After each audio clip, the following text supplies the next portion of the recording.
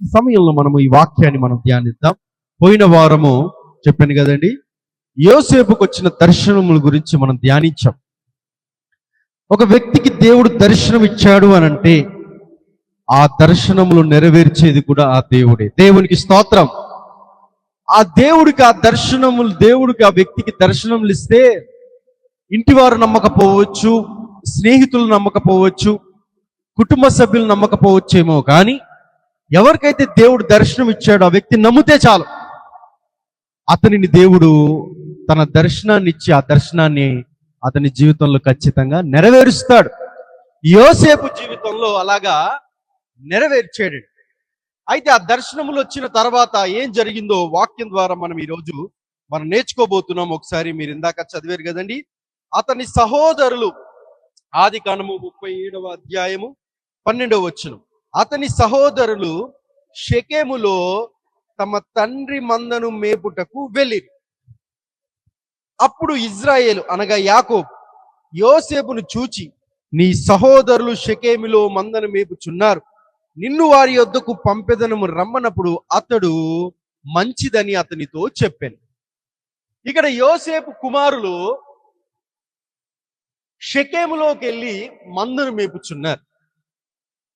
Bible గ్రంథంలో ఈ యాకోబు అనగా ఇజ్రాయేలు తన కుటుంబం నివసిస్తున్న ప్రాంతము నుండి షెకెము అనేటటువంటి ప్రాంతం సుమారుగా 104 కిలోమీటర్ల యొక్క దూరం. మరి వీరు అంత దూరం వెళ్ళి అక్కడ మందను మేపడానికి గల కారణం ఏదైనా ఉన్నదంటే, ఈ యోసేపు యొక్క అన్నలంతా కూడా ఎప్పుడు కూడా దూరంగా వెళ్తూ ఉండేవారంట. ఎందుకు దూరంగా వెళుతూ ఉండేవారంటే అక్కడ చెడుతనము చేయడానికి ఆస్కారం ఉండేది. రెండవదిగా అక్కడ చెడుతనము చేసిన, పాపము చేసిన, ఇష్టానుసారంగా జీవించిన ఎవరు కూడా మా ఇంటి దగ్గరికి వచ్చి చెప్పేవారు ఇక్కడ ఎవరు ఉండరు గనుక దూరంగా వెళ్ళాలి అని ఎప్పుడు కూడా వీరు యోసేపు యొక్క అన్నలు దూరంగా వెళ్తూ ఉండేవారు. అందుకని యోసేపు అన్నలు ఎక్కడున్న వారు చెడుతనం చేస్తున్నారని అప్పుడప్పుడు యోసేపు యొక్క అన్నల యొక్క చెడుతనాన్ని తండ్రి అయిన యాకోబుకు చెప్తా ఉండేవాడు. షెకెము అనేటటువంటి ప్రాంతం ఆ రోజులలో అనగా యాకోబు నివసిస్తున్న ఆ టైంలో షెకెము అనేటటువంటి ప్రాంతము ఎంతో కొంత పాపమునకు ప్రేరేపించబడేటటువంటి ప్రాంతం. అంతకుముందు అధ్యాయంలో చూస్తే ఎవరమ్మా దీనా ఇలానే ఆ ప్రాంతానికి వెళ్ళి ఆమె ఏమైందండి, పాపములో పడి తన జీవితాన్ని నాశనం చేసుకుంది. మరలా అలాంటి ప్రాంతానికి ఈ అన్నయ్యలు వెళ్ళి అక్కడ ఏం చేస్తున్నారంట, మందను మేపుతున్నారు. ఎందుకు వెళ్తున్నారు, వారి యొక్క ఉద్దేశాలు ఏంటి, వారి యొక్క ఆలోచనలు ఏంటి అంటే, ఇంత దూరం వెళ్తే అడిగేవారు ఉండరు, ప్రశ్నించేవారు ఉండరు, ఏ తప్పైనా చెయ్యొచ్చు అనేటటువంటి ఆలోచన కలిగి ఉండేవారట యోసేపు యొక్క అన్నలు. అలానే మనలో చాలా మంది కూడా ఇంటి దగ్గర ఉండడానికి ఇష్టపడరు, ఇంటి దగ్గర చదువుకోవడానికి ఇష్టపడరు, ఇంటి దగ్గరే పని చేసుకోవడానికి ఇష్టపడరు. మరి ఎందుకు వీళ్ళు దూరంగా వెళ్తారు, దూరంగా ఆ రాష్ట్రంలో చదువుకోవాలండి అని అంటారు. ఎందుకయ్యా ఆ రాష్ట్రంలో చదువుకోవాలి, ఆ ప్రాంతంలో చదువుకోవాలి అని అంటే వీరు చెప్పేది ఏంటంటే అక్కడ బాగా ఎడ్యుకేషన్ ఉంటుంది అని అంటారు. ఉత్తిదే ఇక్కడ అతను బాయ్ ఫ్రెండ్ అక్కడ చదువుతున్నాడు, ఈమె కూడా వెళ్ళిపోవాలి, తన గర్ల్ ఫ్రెండ్ అక్కడ చదువుతుంది, ఇతడు కూడా వెళ్ళిపోవాలి. చెప్పేది ఒక మాట, వారి ఉద్దేశం, ఇంటెన్షన్ మాత్రం చాలా రాంగ్ ఉంటుంది. ఎందుకు ఆ హైదరాబాద్ లోనికి వెళ్ళాలి, ఎందుకు ఆ బెంగళూరుకే వెళ్ళాలి, ఎందుకు ఆ ముంబైకే వెళ్ళాలి? చెప్పేది ఏంటంటే అక్కడ కష్టపడితే బాగా మంచి డబ్బులు వస్తాయి, కానీ వీరి ఉద్దేశం వేరు, అక్కడ వెళ్ళిన తర్వాత చేసేది వేరు. దయచేసి గమనించండి, మనం ఉంటున్న ప్రాంతంలో దేవుడు ఉంటాడు, వేరే రాష్ట్రంలో నువ్వు వెళ్తున్న దేవుడు ఉంటాడు. దేవునికి స్తోత్రం. నువ్వు ఉంటున్న దేశంలో దేవుడు ఉంటాడు, వేరే దేశానికి వెళ్ళినా అక్కడ కూడా దేవుడు ఉంటాడు అనే సత్యాన్ని ఎవరు కూడా మర్చిపోరు. ఇలాగా యోసేపు యొక్క అన్నలు ఎప్పుడు కూడా ఇంటి నుండి దూరంగా ఉండడానికి, అక్కడే పనిచేయడానికి, అక్కడే మేపడానికి ఇష్టపడుతూ ఉండేవారట. వారి చెడుతనం ఎప్పుడు కూడా చేస్తూ ఉండేవారట. దాన్ని యోసేపు గుర్తించేవాడు. అయితే ఒకానొక సమయంలో యాకోబు యొక్క కుమారులు ఇలానే షెకెము అనే ప్రాంతంలో, దోతాను అనేటటువంటి ప్రాంతంలోకి వెళ్ళి మందను మేపడానికి వెళ్ళారు. తిరిగి రావట్లేదు, చాలా ఆలస్యమైందని చెప్పి యాకోబు ఏం చేశాడంటే తన ప్రియకుమారుడైన, తను ఎంతో ప్రేమిస్తూ ఉన్న, తను ఎంతో పట్టించుకున్న యోసేపును పిలిచాడు. ఎందుకు యాకోబు యోసేపును బాగా ప్రేమించేవాడో మీకు ఇదివరకు చెప్పాను. ఎందుకు ప్రేమించేవాడండి? యోసేపు తల్లి లేని కుమారుడు. ఏంటమ్మా? మనలో చాలా మంది వాక్యాన్ని గుర్తించుకోవడానికి చాలా కష్టమైపోతూ ఉంటది. నా గురించి చెప్తాను వినండి. నేను డిగ్రీ చదువుతున్న టైంలో ఒక మీటింగ్కి వెళ్ళాను. అక్కడ వాక్యం విన్నాను. అక్కడ మీటింగ్ వెళ్ళి వాక్యం విన్న తర్వాత వాక్యాన్ని హృదయంలో దాచుకున్నాను. 15 సంవత్సరాలు అయింది. నన్ను మరలా ఒక ప్రాంతంలో మీటింగ్ పిలిచారు వాక్యం చెప్పడానికి. అదే ప్రాంతంలో ఇంకొక దైవజనుడిని పిలిచారు. వాడబడిన తర్వాత ఆ దైవజనుడు నేను భోజనం చేస్తున్నప్పుడు చెప్పాను, అయ్యగారు మీరు 15 సంవత్సరాల క్రితం పలానా మీటింగ్ లో ఈ వాక్యం చెప్పారండి అని చెప్పగానే ఆయన ఎంత సంతోషించాడో. దేవునికి స్తోత్రం. నేను పోయిన నెల అటుపోయిన నెల వాక్యం అడితే మీరు చెప్పట్లా. ఒక సీరియల్ అంటండి ఒక 5 సంవత్సరాలు కంటిన్యూగా నడిచేసిందంటండి. అసలు ఆగకుండా నడిచిందంటండి. 5 సంవత్సరాలు ప్రతిరోజు నడిచిందంటండి ఆ సీరియల్. అలా 5 సంవత్సరాలు కంటిన్యూగా ఆ సీరియల్ నడవడానికి కారణం ఎవరు? మీరే. ఎవరమ్మా? తెగ చూసేస్తా ఉంటారు. రేపు ఏం జరుగుతుందా అని చెప్పేసి ఇప్పుడే తల బాధేసుకుంటా ఉంటారు. అలాగా ఆ సీరియల్ ఆడిందంటే కారణం మీరే. అంత లాభాలు తీసుకొచ్చింది కారణం మీరే. సీరియల్ పైన దృష్టి ఉంచడం కన్నా, సినిమా పైన దృష్టి ఉంచడం కన్నా దేవుని వాక్యమైన దృష్టి ఉంచడం చాలా మిన్న. దేవునికి స్తోత్రం. హల్లెలూయా. రైట్. ఇక్కడ యోసేపును యాకోబు ఎందుకు బాగా ప్రేమించబడని చెప్పాను ఇదివరకండి? యోసేపు తల్లి లేని కుమారుడు. చిన్నప్పటి నుండే తల్లిని కోల్పోయిన కుమారుడు గనుక ఆ తల్లి ప్రేమ కన్నా ఎక్కువగా ప్రేమించాలని యాకోబు యోసేపును పట్టించుకుంటూ ఉండేవాడు. తన ప్రియ కుమారుడైన యోసేపును పిలిచి, యోసేపు ఇటు రా, ఇదిగో మీ అన్నయ్యలు అక్కడ షెకెము అనే ప్రాంతంలో, దోతాను అనే ప్రాంతంలో మందను మేపుచున్నారు. ఇగో నువ్వు వెళ్ళి వారి క్షేమ సమాచారం వెళ్ళి తీసుకొని రా అని చెప్పి యోసేపును పంపించాడు. తర్వాత జరిగింది ఏంటో ఒకసారి మనం చదువుకుందాం. 15వ వచనం.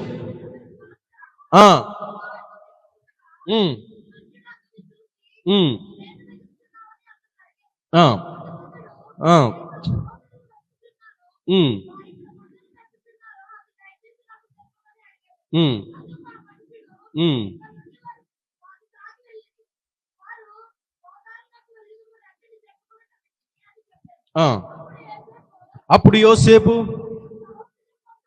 తన సహోదరుల కోసం వెళ్ళి దోతానులో వారిని కనుగొనెను. అతడు దగ్గరకు రాకమునుపు వారు దూరము నుండి అతన్ని చూచి అతన్ని చంపుటకు దురాలోచన చేసిరి. చాలండి. ఇప్పుడు యోసేపు అన్నల యొక్క క్షేమ సమాచారం కోసం వెళ్ళాడు. యోసేపు తన ప్రియమైన అన్నల గురించి ఎలాగున్నారో, ఎక్కడున్నారో, ఏం చేస్తున్నారో, తిరిగి ఇంటికి ఆలస్యం అవుతుంది, నా తండ్రి పంపించాడు గనుక నా అన్నల యొక్క క్షేమ సమాచారం వెళ్ళి నేను తెలుసుకోవాలని మంచి మనసుతో మేలు చేయడానికి యోసేపు తన అన్నయ్యలను వెతుక్కుంటూ అడ్రస్ దొరకకపోయినా అడిగి మరి వెతుక్కుంటూ వెళ్ళాడు. వెళ్ళిన తర్వాత అన్నయ్యలు మొత్తానికి యోసేపును చూశారండి. దూరము నుండి అన్నయ్యలంట యోసేపును చూసి, రే మన తమ్ముడు వస్తున్నాడురా అని గుర్తుపట్టారంట. దేవునికి స్తోత్రం. అలా దూరము నుండి యోసేపును గుర్తుపట్టడానికి అన్నయ్యలకున్న ఆధారం ఏదైనా ఉన్నదంటే యోసేపు ధరించిన నిలువుటంగి వస్త్రము. దేవునికి స్తోత్రం. ఆ యోసేపు యొక్క వస్త్రధారణ చూసి అన్నయ్యలంట మన తమ్ముడు వస్తున్నాడో అని గుర్తుపట్టారంట. దయచేసి గమనించండి.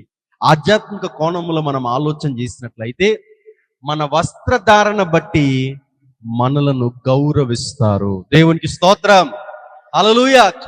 క్రైస్తవ బోధకుడిగా, దేవుని వాక్యాన్ని ప్రకటిస్తున్న దేవుని యొక్క సేవకుడిగా నేను ఒక మాట చెప్తున్నాను. మన వస్త్రధారణ, క్రైస్తవ జీవితంలో జీవిస్తున్న మనము మన వస్త్రధారణ చాలా ఆత్మీయంగా ఉండాలి. ఇతరులు మనల్ని చూసి వీరు దేవుని బిడ్డలు అని గుర్తుపట్టేవారుగా ఉండాలి, కానీ వీరు లోకానుసారంగా ఉండేవారు అని గుర్తుపట్టడానికి వీల్లేదు.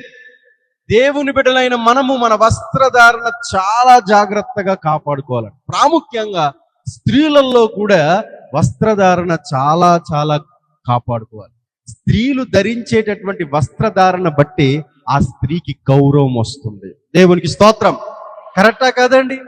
ఆ స్త్రీ, ఆ యవనస్తురాలు, ఆ స్త్రీ ధరించే వస్త్రధారణ బట్టి ఆమెకు గౌరవం వస్తుంది. ఈ రోజుల్లో దేవుని బిడ్డలు కూడా అండి ఈ వస్త్రధారణను ఏమాత్రము కూడా గౌరవించకుండా నిర్లక్ష్యంగా చేసేస్తున్నారు, నిర్లక్ష్యంగా వ్యవహరిస్తున్నారు. నా శరీరం నా ఇష్టం, నేను ఏదైనా వేసుకుంటా, ఏదైనా వేసుకుంటా, ఎలాగైనా వేసుకుంటా అనేవారు లేరా? నువ్వు ఏదైనా వేసుకుంటే, ఎలాగైనా వేసుకుంటే నిన్ను కూడా ఎలా చూస్తారు. నీ వస్త్రధారణ బాగుంటే నేను గౌరవిస్తారు.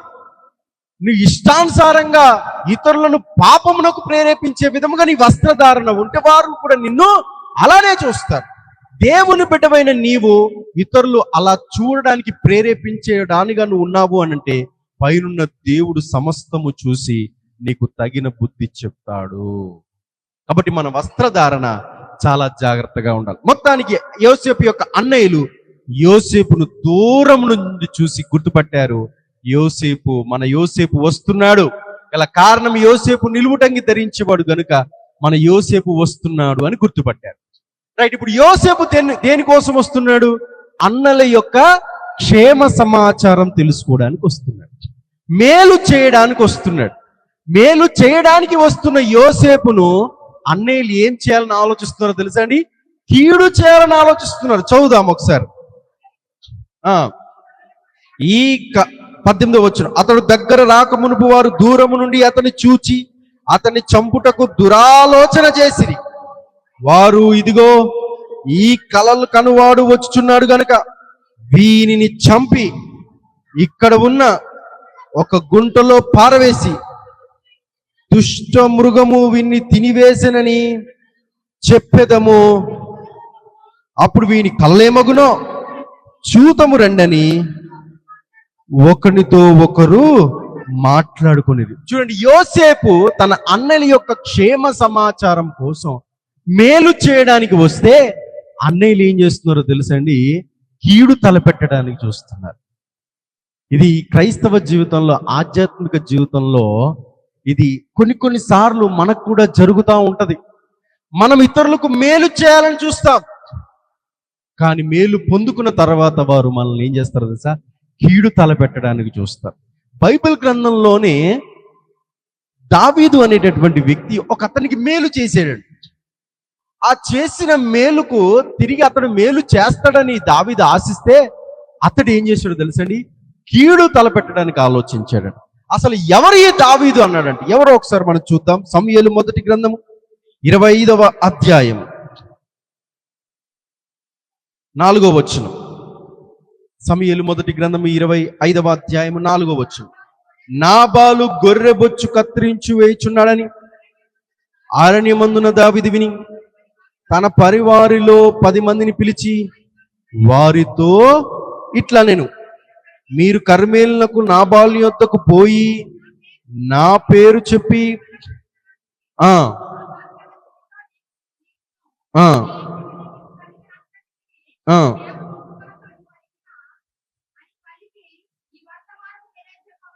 పదవచనం. అందుకు నాబాల్, దావీదు ఎవడు?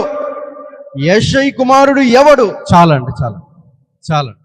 ఇక్కడ జరిగింది ఏంటి? ఈ అధ్యాయం అంతా చాలా పెద్ద అధ్యాయం, క్లుప్తంగా మీకు చెప్తాను.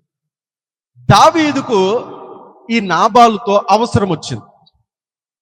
అలా అవసరం వచ్చినప్పుడు దావీదు దగ్గర ఉన్న కొంతమందిని పంపించాడు నాబాలు దగ్గరికి. మీరు వెళ్ళండి అయ్యా, మనకి అవసరం అని చెప్పండి, అతడు మనకున్న అవసరం తీరుస్తాడు అని పంపిస్తే, ఈ నాబాలు అనేటటువంటి వాడు ఎలాంటి వాడు అనంటే బైబిల్ సెలవిస్తుంది, అతడు మోటువాడు దుర్మార్గునై ఉండేను, కాకపోతే అతడు ఎంతో కొంత బాగా సంపాదించిన వాడు. ఇప్పుడు ఈ నాబాల దగ్గరికి దావీదు తన దగ్గర ఉన్న వారిని పంపించి మనకు సహాయం చేస్తాడయ్యా, వెళ్ళయ్యా అంటే, ఇప్పుడు ఇతడు ఏమంటాడో తెలుసా అండి? దావీదు ఎవడు? యెషయి కుమారుడు ఎవడు అసలు అసలు ఈ దావీదు అనేవాడు ఎవడు అని ప్రశ్నించు. మరి ఇంతకీ దావీదు ఈ నాబాలుకు మేలు చేశాడా అంటే మేలు చేశాడు. అది ఎక్కడుందో ఒక్కసారి మనము చదువుకుందాం. సమూయేలు మొదటి గ్రంథం 14వ వచనం. పనివాడొకడు నాబాలు భార్య అయిన అబిగైలుతో ఇట్లనెను, అమ్మా, దావీదు అరణ్యములో నుండి మన యజమానుని కుశల ప్రశ్న అడుగుటకై కఠినముగా మాట్లాడాను. అయితే ఆ మనుషులు మాకెంతో ఉపకారము చేసి ఉన్నారు. మేము పొలములో వారి మధ్య సంచరించినంతసేపు అపాయము గాని నష్టము గాని మాకు సంభవింపలేదు. మేము గొర్రెలను కాల్చినంతసేపు వారు రాత్రింబగలు మా చుట్టూ ప్రాకారముగా ఉండిరి. చాలండి, చాలు. ఇక్కడ దావీదు దగ్గర ఉన్న వారు ఈ నాబాలు దగ్గర ఉన్న పని వారికి చాలా మేలు చేశారండి. వాళ్ళు ఒకానొక సమయంలో ఈ దావీదు దగ్గర ఈ గొర్రెలు కాస్తూ ఉన్నప్పుడు, పని చేస్తున్నప్పుడు, ఈ నాబాలు యొక్క పనివారు దగ్గర దావీదు దగ్గరకు వచ్చినప్పుడు వాళ్ళ కోసము దావీదు యొక్క మనుషులు రక్షణగా ఉన్నారండి. దేవునికి స్తోత్రం. వారికి ఏ అపాయము రాకుండా, వారికి ఏ హాని కలగకుండా బలమైన ప్రాకారముగా దావీదు మనుషులు ఈ నాబాలు మనుషుల దగ్గర ఉన్నారు. ఇప్పుడు దావీదు నాబాలుకు మేలు చేశాడా, కీడు చేశాడా? చెప్పాలమ్మా. మేలు చేశాడు. నాబాలు మనుషులకు వారికి మేలు చేశాడు. అందుకే దావీదు చాలా బాధపడతాడు. అది కూడా మనం చూద్దాం. 21వ వచనం. దావీదు నాబాలుకు కలిగిన దాని అంతటిలో ఏది పోకుండా ఈ అరణ్యములో అతని ఆస్తి అంతయు నేను వ్యర్థముగా కాయిచు వచ్చి తిని ఉపకారమునకు నాకు అపకారము చేసి ఉన్నాడే అని బాధపడ్డాడండి. అయ్యో, ఈ నాబాలుకు నేను గడిచిన కాలంలో నాబాలు మనుషులకు నేను మేలు చేశాను కదా, నా వారు మేలు చేశారు కదా. ఇప్పుడు నేను వెళ్ళి నా మనుషులను పంపించి నాబాలు దగ్గర ఈ అవసరం ఉందని చెప్తే తిరిగి మేలు చేయకపోయినా పర్లేదు, కానీ దావీదు ఎవడు అంటాడా, యెషయి కుమారుడు ఎవడు అంటావా? అయ్యో, నేను వ్యర్థముగా అతన్ని నేను మేలు చేశానని దావీదు బాధపడు. చూడండి, కొన్ని సందర్భాల్లో ఇతరులకు మనం మేలు చేస్తాం. డబ్బులు కావాల్సినప్పుడు డబ్బులు ఇస్తాం, సహాయం కావాల్సినప్పుడు సహాయం చేస్తాం, మేలు చేస్తాం, మంచి చేస్తాం. కొన్ని సందర్భాల్లో వారు ఏమవుతారు తెలుసా? రివర్స్ అయిపోతారు. నువ్వెవడు అయ్యా అంటాడు, నువ్వెవరు అమ్మా అంటారు, అసలు నువ్వు నాకెప్పుడు సహాయం చేసావు అంటారు. అప్పుడు మనకి ఎంత బాధ అనిపిస్తుంది. చిచ్చి, ఇలాంటి వాళ్ళగా మనం సహాయం చేసింది, ఇలాంటి వారిగా మనం మేలు చేసింది, ఇంత మేలు పొందుకొని తిరిగి మనల్ని ఇలా అంటారా? చిచ్చి, ఆ మేలు చేయకపోయినా బాగుండేది కదా అని మనం ఎన్నిసార్లు కొన్ని సందర్భాల్లో ఇలాంటి పరిస్థితులు ఎదుర్కొన్నప్పుడు ఎన్నిసార్లు మనం ఆలోచించలేదు.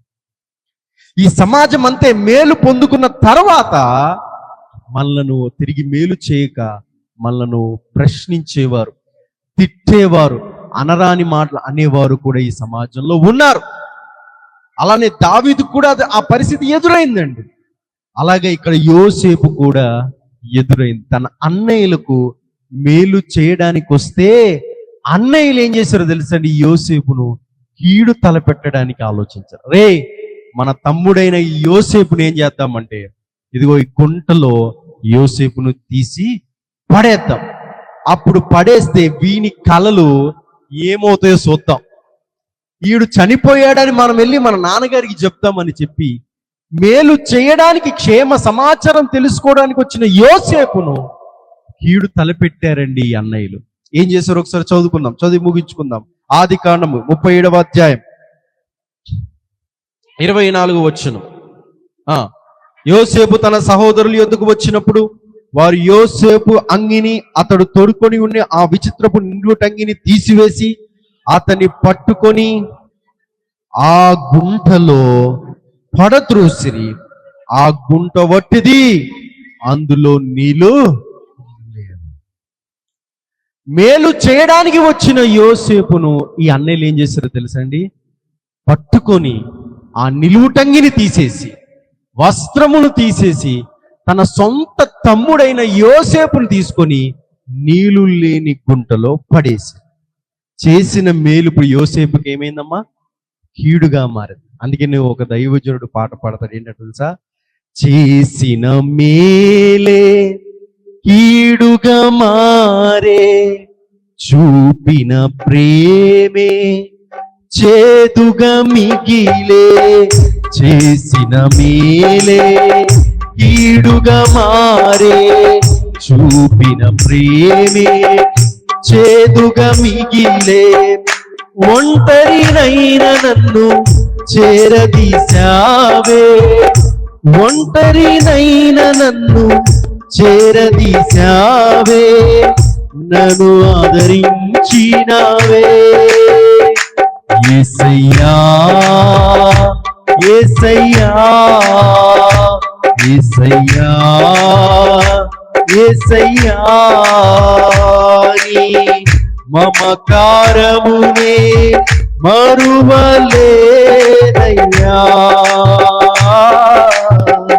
మమకారమునే మరువలేదయ్యా. నా వేదనలో ఆవేదనలో నీ వాక్యమే నన్ను బ్రతికించినది. నా రోదనలో నా యాతనలో నీ మాటలే నన్ను ఓదార్చినది. దేవుడి స్తోత్రం. చేసిన మేలు కీడుగా మారినప్పుడు, చూపిన ప్రేమ చేదుగా మిగిలినప్పుడు, ఒంటరిమైనప్పుడు మనము ఆ టైంలో మనను ఆదరించేది మన దేవుడే. దేవునికి స్తోత్రం. హల్లెలూయా. ఇప్పుడు యోసేపు అనుకోవాలి, నేను నా అన్నయ్యలకు మేలు చేయడానికి, క్షేమ సమాచారం తెలుసుకోవడానికి వస్తే, మేలు చేయడానికి వచ్చిన నన్ను నా అన్నయ్యలు కీడు తలపెట్టి నన్ను ఈ గుంటలో వేసేశారు. దేవా, ఇప్పుడు ఏంటి నా పరిస్థితి? ఇప్పుడు ఏంటి నా స్థితి? ఇప్పుడు ఏమయ్యాయి నీ కలలు అని యోసేపు ప్రశ్నించాలి. కానీ యోసేపుకు బాగా తెలుసు, నన్ను నా తండ్రి పంపించడం కంటే నన్ను నా దేవుడే ఇక్కడ పంపించాడు అనుకున్నాడు. దేవునికి స్తోత్రం. మేలు చేయడానికి నేను వస్తే నా అన్నయ్యలు కీడు తలపెట్టారేమో, కానీ నా దేవుడు నాకు వ్యతిరేకంగా ఎవరు కీడు తలపెట్టినా ఆ కీడును నా దేవుడు మేలుగా మారుస్తాడు అని నమ్మాడు యోసేపు. చప్పట్లు కొట్టి దేవుడు చూద్దామా? హల్లెలూయా.